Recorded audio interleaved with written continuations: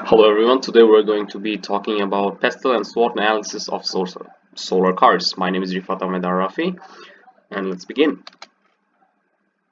Our topics of discussion include a general overview of solar cars and what they can do for us, a Pestel analysis, a Swot analysis, and in the context of Bangladesh.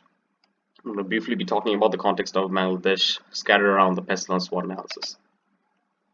Now, as a brief overview, solar cars are quite literally the future of the automobile industry. The influence of these cars are widespread across all aspects of human lives. I'm talking political, social, economical, technological. They have multifaceted advantages, and with everything else, they have notable disadvantages as well. And finally, the solar cars or electric cars are a collaborative effort in the part of all humanity, government and citizens included. Now, let us talk about the PESTEL analysis. The PESTEL stands for Political, Economic, Social, Technological, Environmental, and Legal Analysis. In terms of if we start with the political analysis, then the government needs to provide enough tax subsidies while buying solar cars. In the context of Bangladesh, sometimes the cars have taxes imposed upon them at around 200% of their base price. On top of that, they have to reduce the import prices of such solar cars if we were to ever bring any. And also taking initiative by buying solar cars for the country's citizens, importing solar cars for the country's citizens and taking an environmental friendly approach is good for the image of the government as well. Shifting towards the economic side of things, solar cars will save a ton in fuel costs alone. The price of fuel has been rising steadily in Bangladesh over the last couple of decades, and there's no indication of stopping. And on top of that, solar cars have lower maintenance costs because they're not run by fossil fuels. And with the influx of imported solar cars, it will drive down other car prices as well, making it more approachable for the citizens to buy a car in the first place.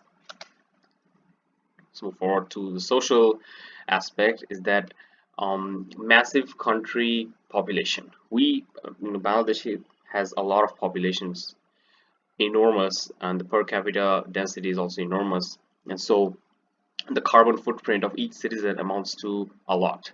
It should be a general conscience to reduce emissions because the educated sector of the country will know that they have to work twice as hard to reduce carbon emissions.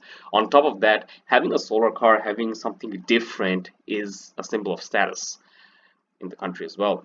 Now, in terms of environmental issues, these are arguably the biggest driving force and selling points of solar cars to begin with. Solar cars have barely to no emission of greenhouse gases. They are less noisy because they don't rely on an internal combustion engine which produces a lot of noise. And because of our, if we import solar cars, and then our dependency on fossil fuels and coal will decrease, and so there's going to be less dependency on oil drillings, and there have been many hazardous environmental effects of drilling for oil. We look at the technological analysis that internal combustion engine cars have very low efficiency because most of the fuel is getting rid of through the exhaust.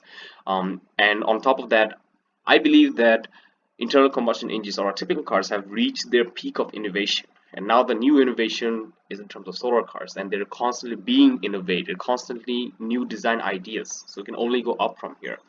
And solar cars are at the forefront of the industry, at the forefront of the automobile industry. In terms of legal implications, I personally don't believe there are any legal implications of importing solar cars in Bangladesh at all. Now, here's an overview of the Pestel analysis. As you can see, we have all six aspects: political, economic, social, technological, legal, and environmental. Now, let's go to the SWOT analysis. SWOT stands for strength, weakness, opportunities, and threat analysis. Now, if you look at the strengths, they have a lot of strengths. They are eco-friendly vehicles.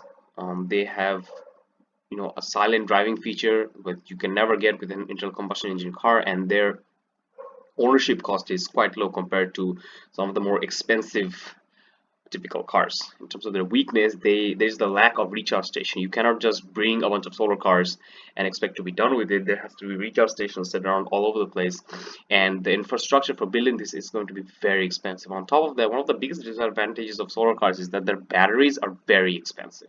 They're extremely expensive batteries which cost a lot to replace. in terms of the opportunities, the government should provide opportunities for the people of this country who are able to purchase a car in the first place to purchase solar cars. You know, this is a modern investment. This is a contemporary approach to our daily commute, and it's a future defining initiative. If you see someone driving a solar car in our country's context, which is they're very rare, it is a wow moment. It's a future defining initiative. And in terms of the threats, according to for solar cars, is that solar car is in the competition with itself. As I said before, that they're always getting innovated, they're becoming better and better. That's why they're their biggest competitor. And hybrid cars, especially in our country's context, because there's a dependency on fuel and renewable energy, hybrid cars are a good middle point for most people looking to buy a car because the fuel costs are low. But in case you don't run your car or you can't run your car with the help of solar batteries, then you can just simply switch to the fuel part and then drive it just like always. And on top of that, there's a new technological innovation called hydrogen powered cars, where hydrogen is burned to produce energy and that drives the car itself. That is on the horizon. As you can see, here's a brief overview of the SWOT analysis. We have the strengths, the weaknesses, opportunities, and threats. And that's it from me. Thank you so much.